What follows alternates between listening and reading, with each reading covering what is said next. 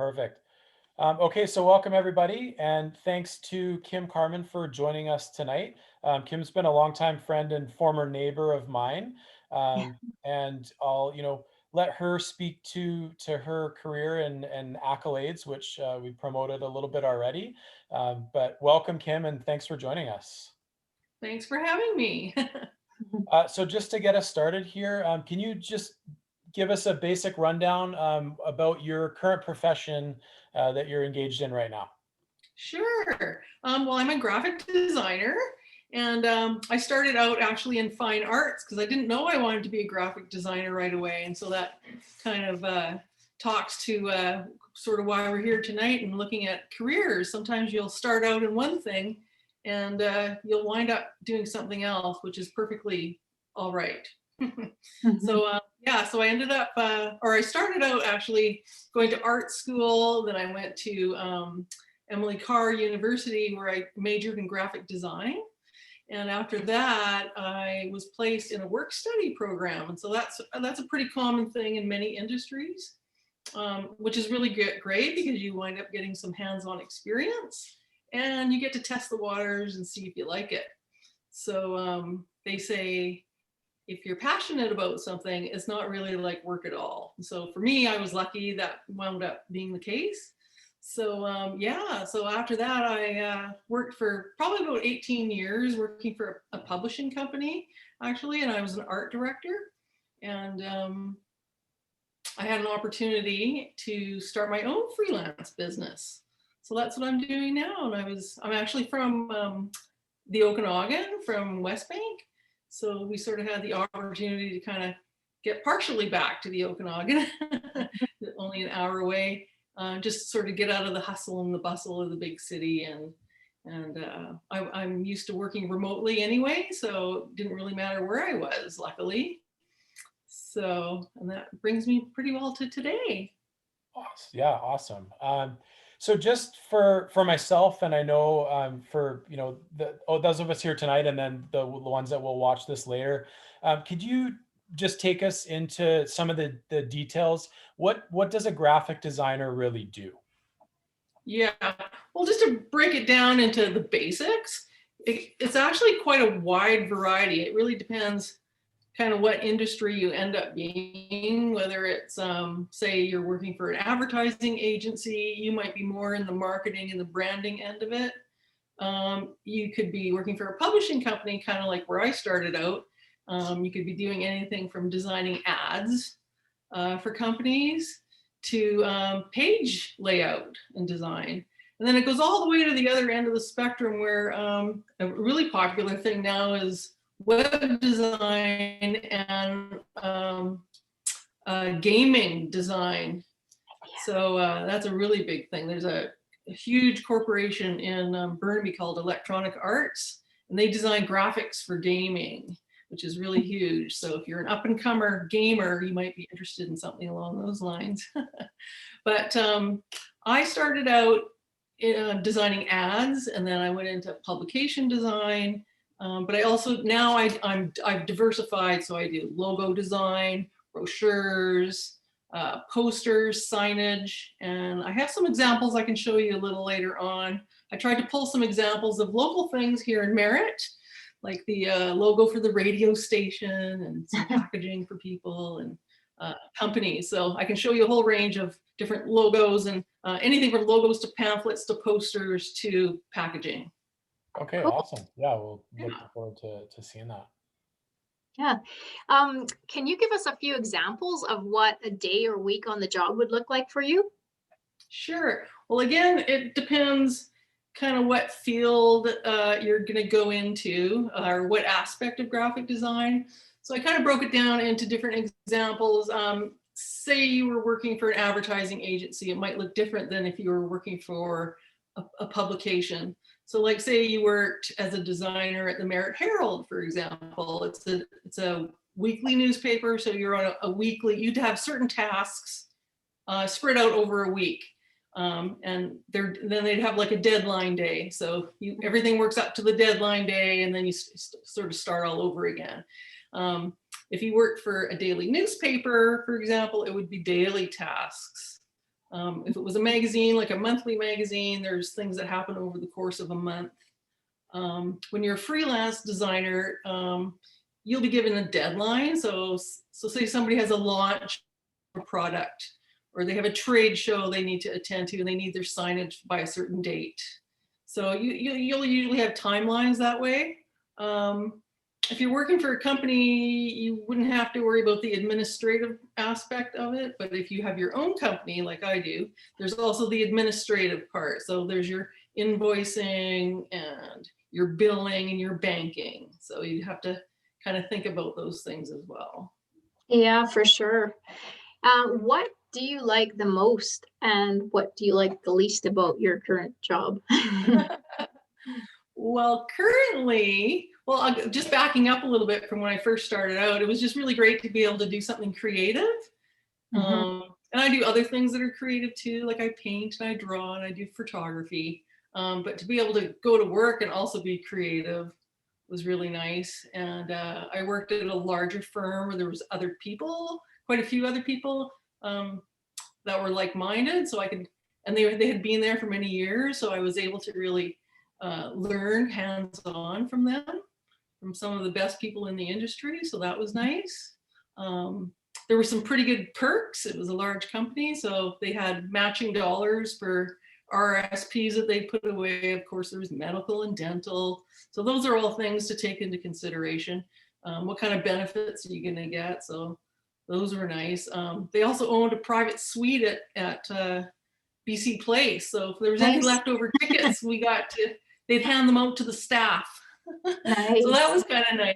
But then fast forward to owning your own company, there's a lot of those perks went away. But having said that, then you're more flexible. You're your own boss. You can pick your own hours. You can pick and choose the jobs that you want to do. So I think it all kind of evens out in the end. For sure. And there's not many things that I don't like. Well, that's I think good. I pretty well like everything, because again, it's your passion. So yes, if you're doing something that you like, it's not like work at all. that's right. Yeah. Awesome. Kind of go on the same lines as the last question. Do you have anything that really sticks out as a memorable experience in your career? Something, maybe a story or an event that has really stuck with you?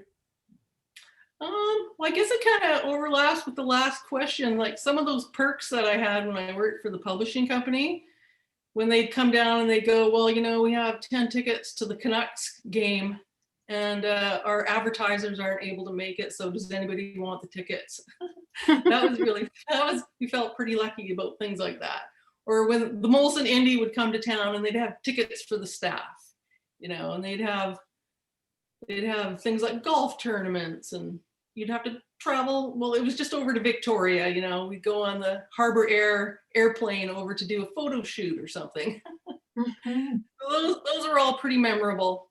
But again, that's when you're working for a larger well-established firm.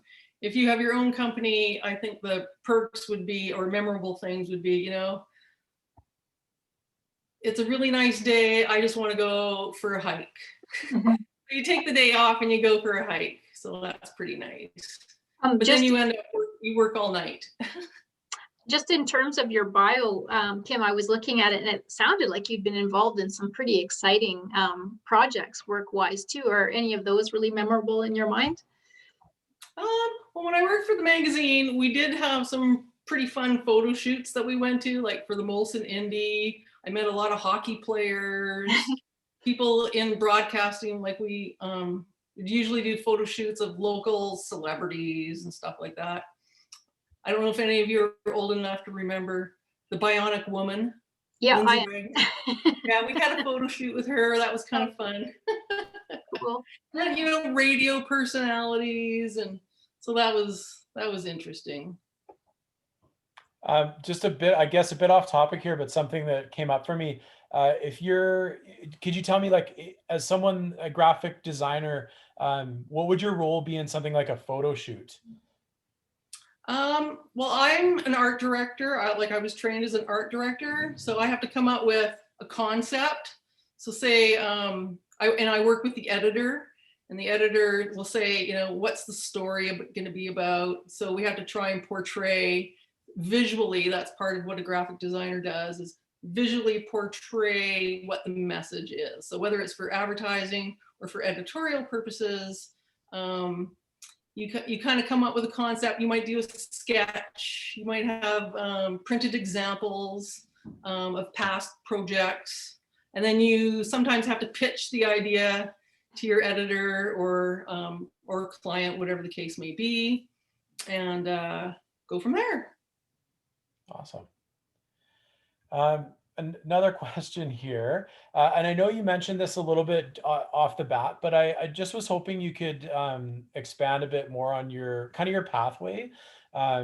Did you, for example, like, is this something you thought, hey, I know I'm into arts in high school, and you knew you were going to head this direction, or all the way through? I know you mentioned in your bio that you attended Emily Carr.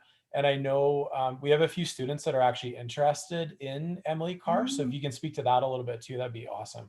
Yeah, for sure. Well, I was really lucky. I did excel in fine arts in high school. So I wound up getting a bursary from one of the local art galleries that really encouraged me to look into, with my counselor at school, look into enrolling in the fine arts program at Okanagan University.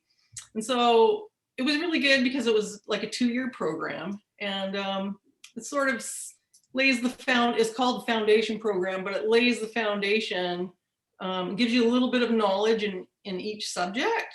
So there was photography, there was painting, there was drawing, there was art history, English, what else was there? Sculpture, woodwork, metalwork, that sort of thing.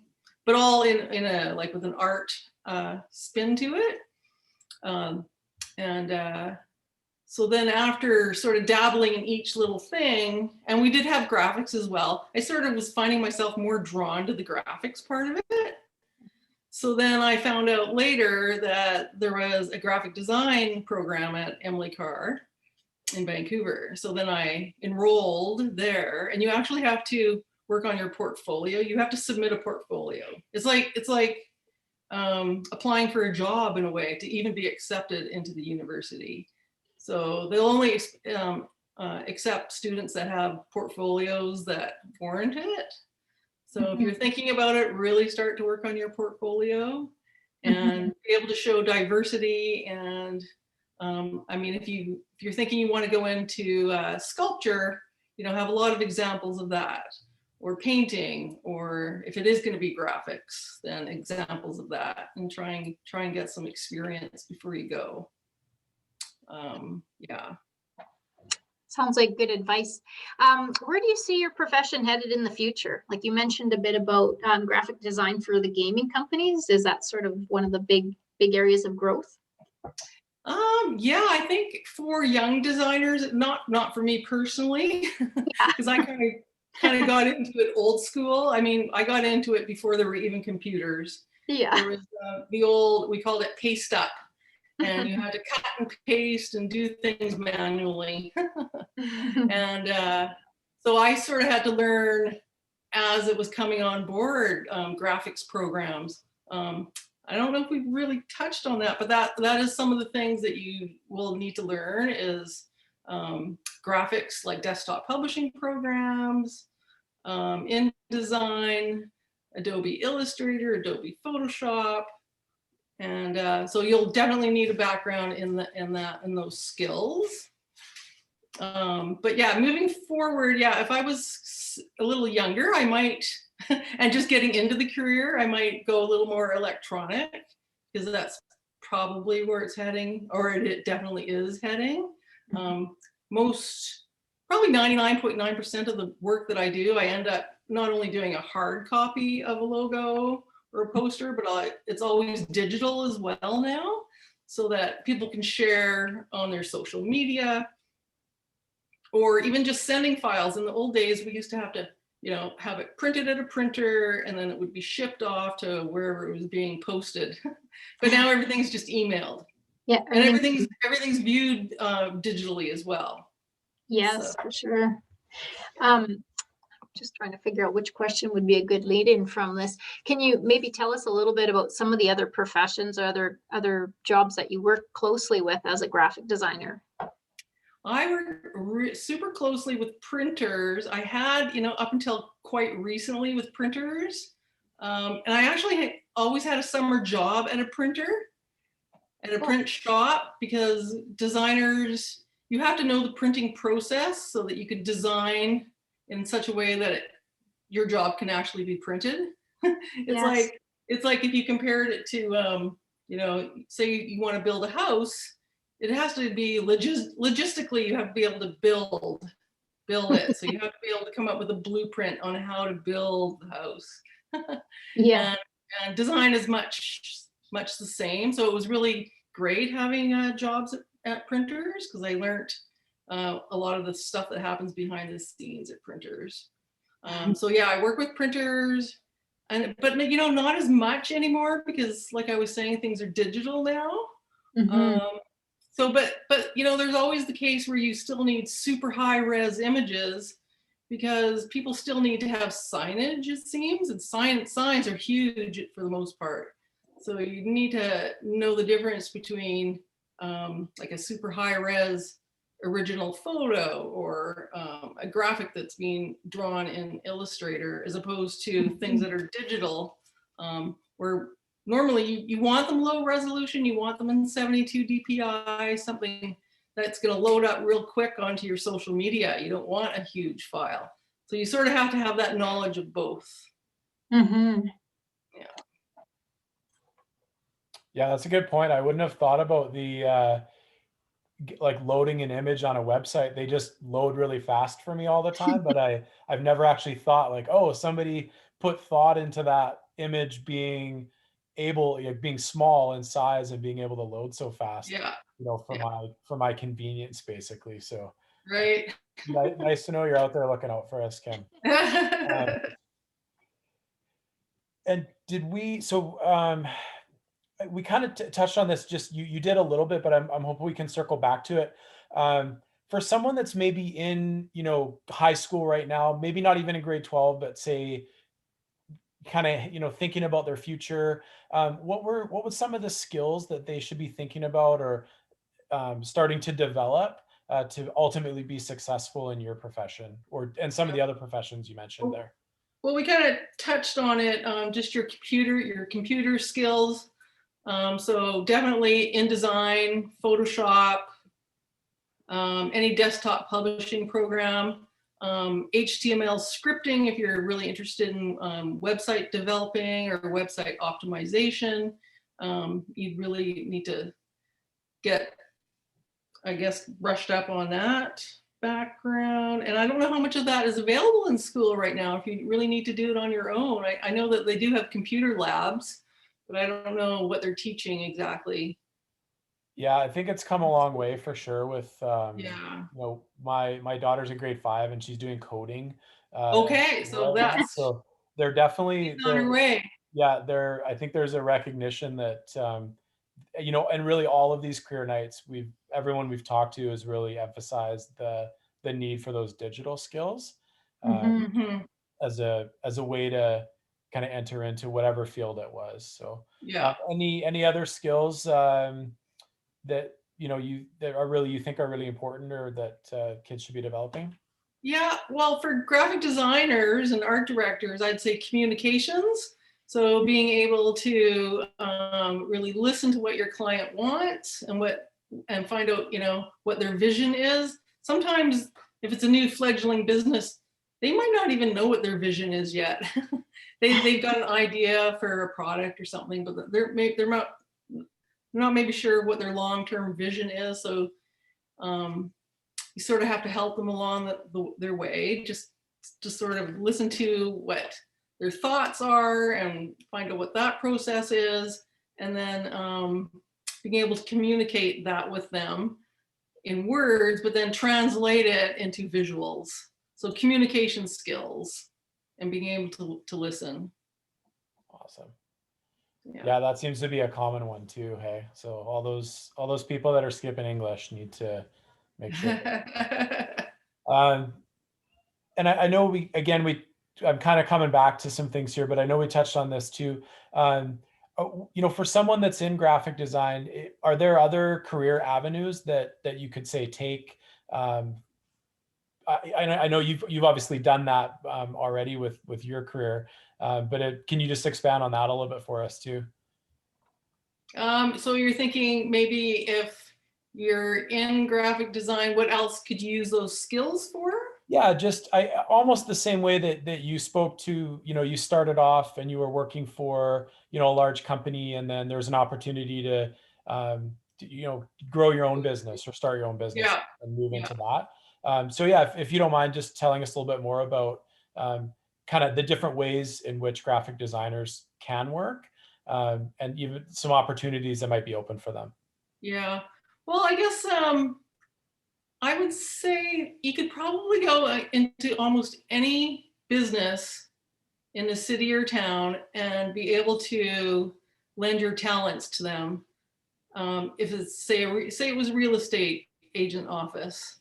If your supervisor knew that you were a talented artist, they'd probably have you designing their handouts and their flyers. Mm. If you worked at the hardware store, you had a summer job at the hardware store, well, they might put you in the paint department because you're good at working with colors.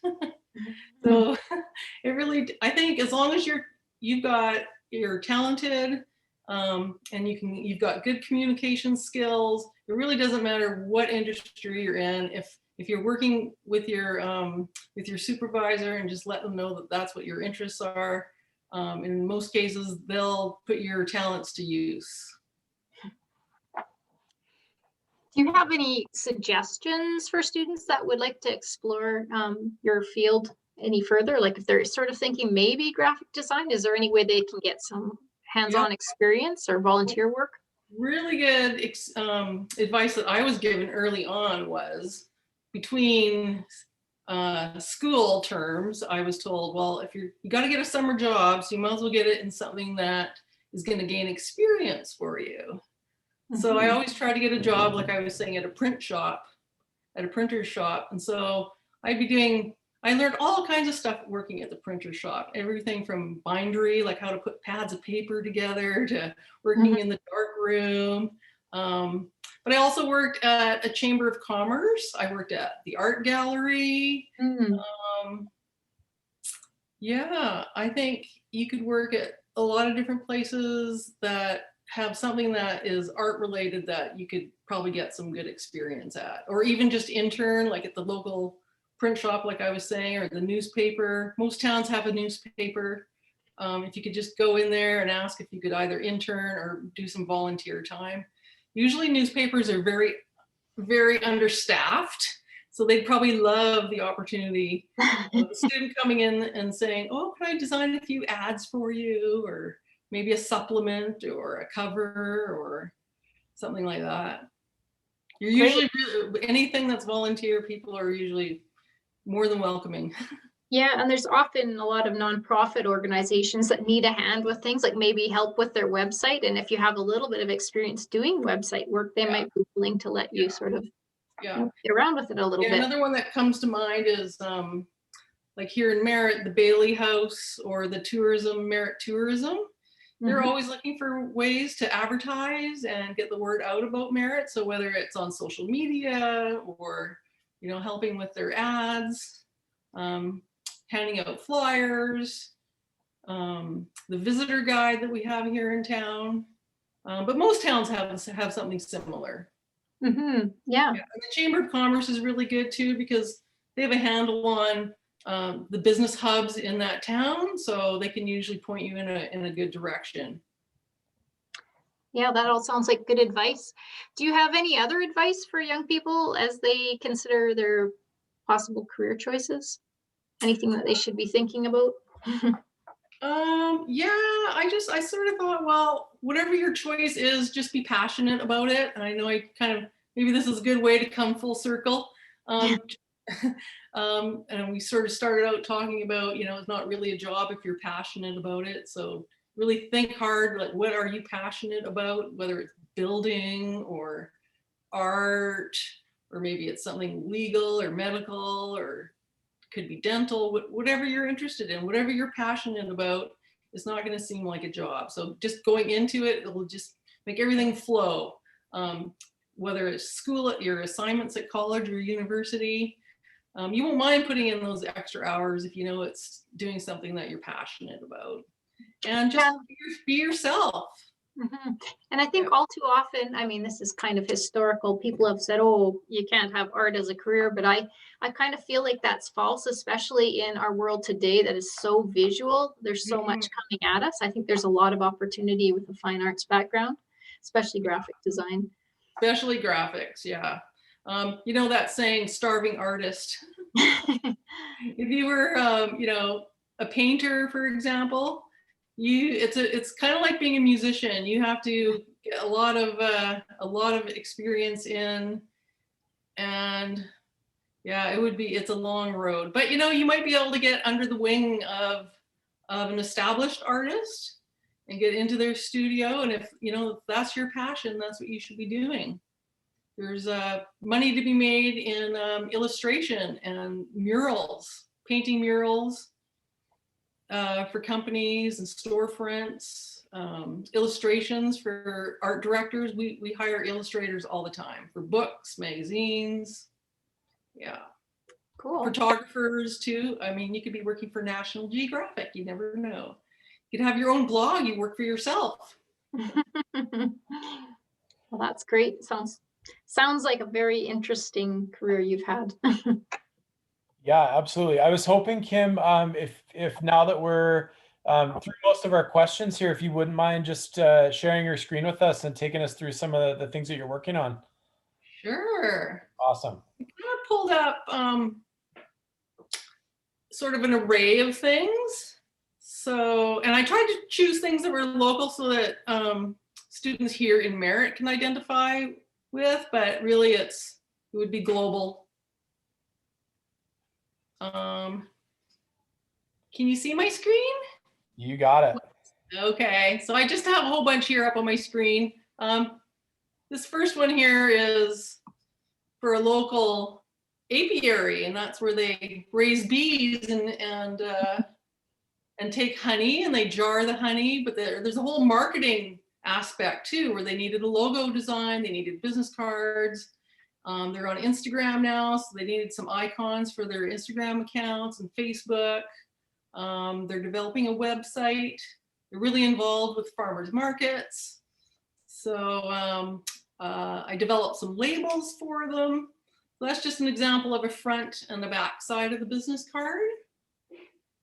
So usually when you're dealing with a company that's just getting started, they'll need a logo, and then they'll need a business card because they want to get out in the community. But then they'll also need, you know, letterhead, and then they might need a brochure or website. So this is just a good example of sort of a taking off point. Here's another company. This was a letterhead. It's called IES, Integrated Economic Solutions. So this is just an example of a letterhead design with their coordinating business card for that one. And they also have a really nice website, which I supplied graphics for. I don't have that to show you, but you could look it up if you want.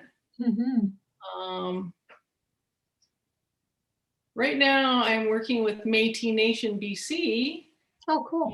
And I was hired to do a series of 12 posters. So this is just all the posters at a glance. So you can tell here, there's 12, it's based on what the 12 core values are. So we had commonalities between each poster, using the same font, a consistent color palette. These are all things to kind of keep in mind if you're working on a series of things, whether it's a poster or, you know, an advertising campaign.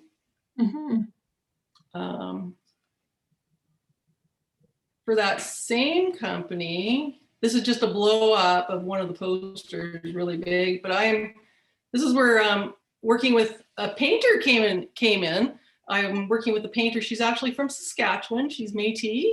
And so I've been working with her, using her paintings Nice. This is just a close-up of one of her paintings for Courage. So this is actually a really good example on how a graphic designer or an art director would work with a painter or an illustrator. With same, I'll show you, since we're talking about Métis Nation, this is a play mat. Have you ever been in a center where they have play mats? I think this is probably about 6 feet wide. It's a round carpet. Nice. And again, it's got the 12 core values that go, so it ties in with the poster series. That's just something for kids. Yeah, that's so really cool. Yeah. So here's, so what was it, just going back, it was my job as the graphic designer to work with the artist or the illustrator, but then I had to incorporate the typography into her painting. So that's where the wording came in, and the cropping, and of course doing the building the camera ready art files that will go to the printer. Yeah. So just out of curiosity, because this I don't know anything about, but what is the process of taking the artwork, the actual painting, and getting it digitized so it's something you can work with? Yeah, well, in this case, her painting was large. I think it was probably about 4 feet by 4 feet. So she had a professional photographer shoot it high res. And then she sent it to me, and then I opened it in Photoshop. There was a little bit of color correcting I had to do. That was another thing I've learned over the years dealing with printers. You usually have to allow for what they call press gain. So the photo came in, I thought it was just a little, it was good, but it was just a little bit on the dark side. So in Photoshop, I'll lighten it to allow for what we call press gain, that type of thing. And then, yeah, then I'll save the file as whatever the printer needs. So that in this case, you know, they need a JPEG or a PDF. But if it was going digital, they might need a PNG or a TIFF. So that's all part of the graphic back end work. Yeah, learning all the lingo and the file formats that are necessary for different media. It's going to be made into a T-shirt, like the local radio station here. They had T-shirts made, and I think hats and things like that. Then you have to save the file as an AI file or an EPS, so that the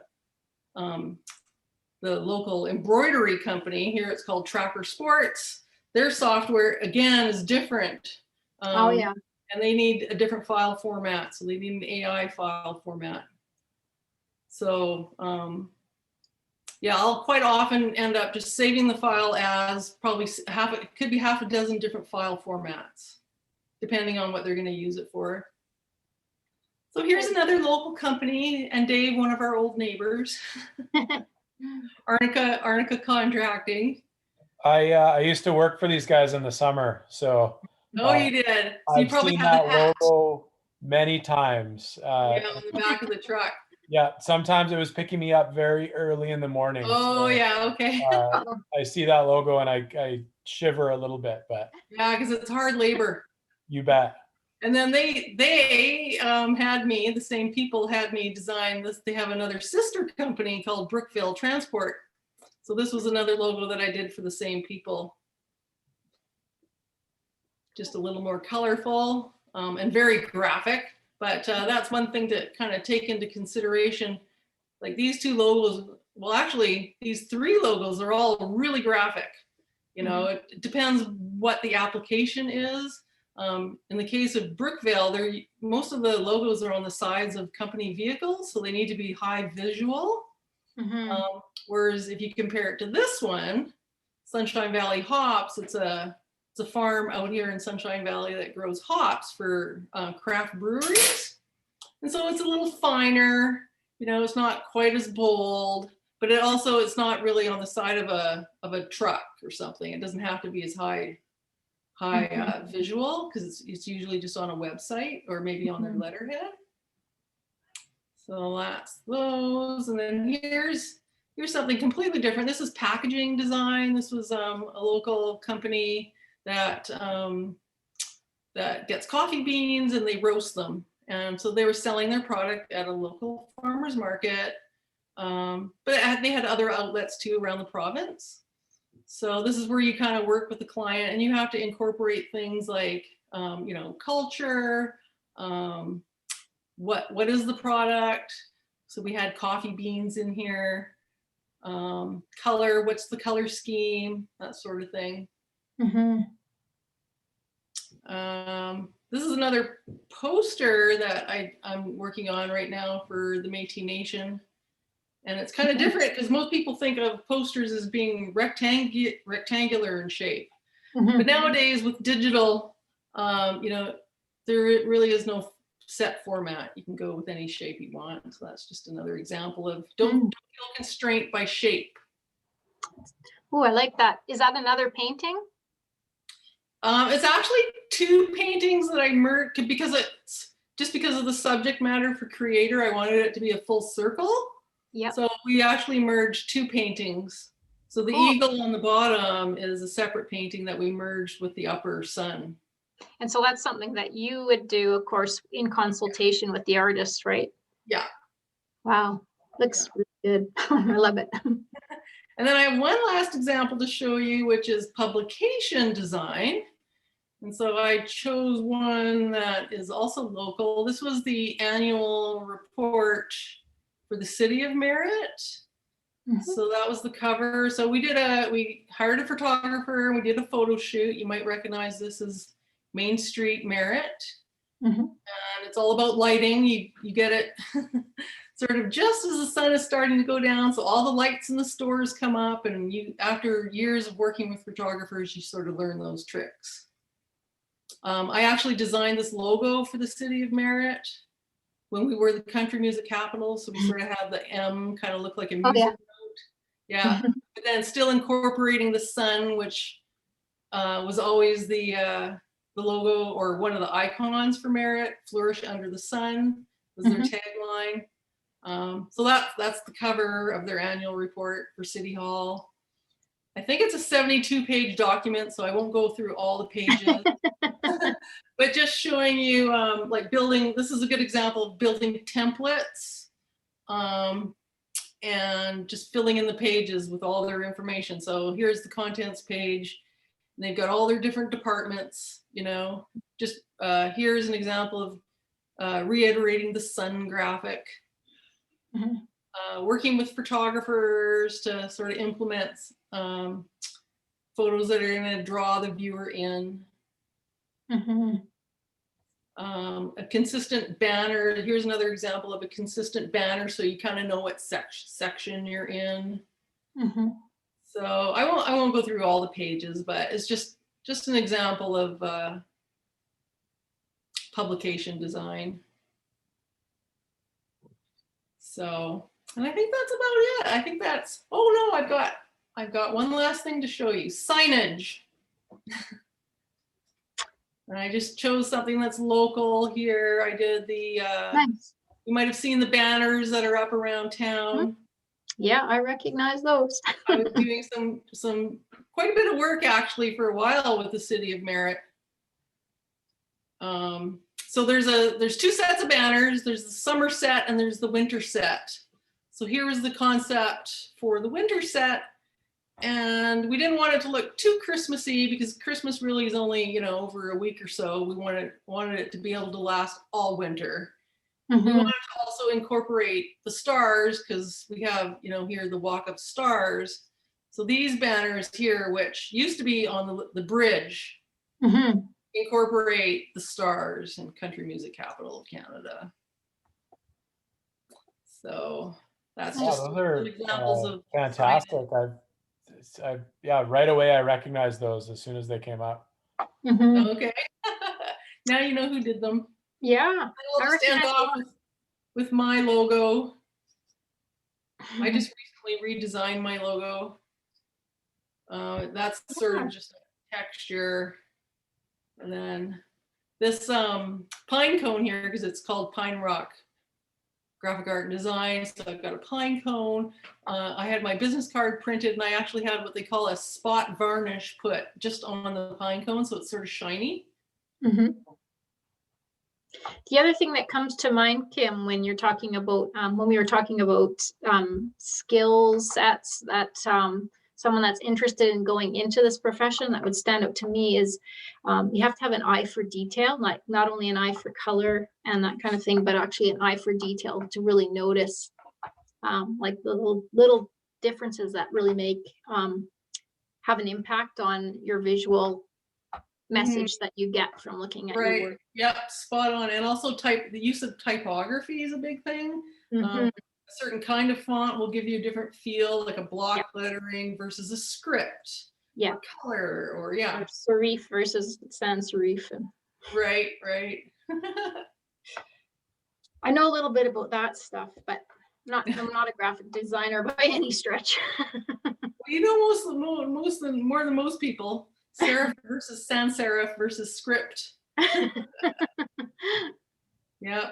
There's another one, they call it display text, and that's usually a really big, bold text that stands up well to a sign, for use in a sign. Oh, yeah. So, yeah, I think that's pretty well it for my examples. So perfect. maybe I'll stop sharing screen. Yeah, thank you for sharing those with us. Just before we let you go, Kim, I was hoping just to open it up. I know we just have Juliet here with us tonight, but Juliet, if you had any questions, feel free to ask away, or either through the chat or to unmute and ask if you've got anything. I think you guys covered it all. Okay, perfect. Well, that's kudos to Kim for sharing so much with us there. Very, very much appreciated. Oh, well, you're welcome. And I'm right here in town. So if anyone ever wants to email me with further questions, or if you want more detail on something, feel free to send me an email. Oh, awesome. Yeah, thank you. As we have more of our grade 12 students engage with these videos, if they know that offer's there, I know we've got several emerging artists that probably would love to reach out to you, so hopefully they can do that. Yeah, if they need feedback, or they want to send me examples of work, or they want to consult on anything, I'm always here. Awesome. Okay. Well, Kim, thanks once more for joining us. Very much appreciated, and we'll let you go. But again, just thank you so much for joining us tonight. Yeah, well, thanks for having me. It was nice meeting everyone. Thanks, Kim. Yeah, we'll see you out in the community. You bet. Yeah, for sure. Okay, I'll be watching for signs. Bye. Okay.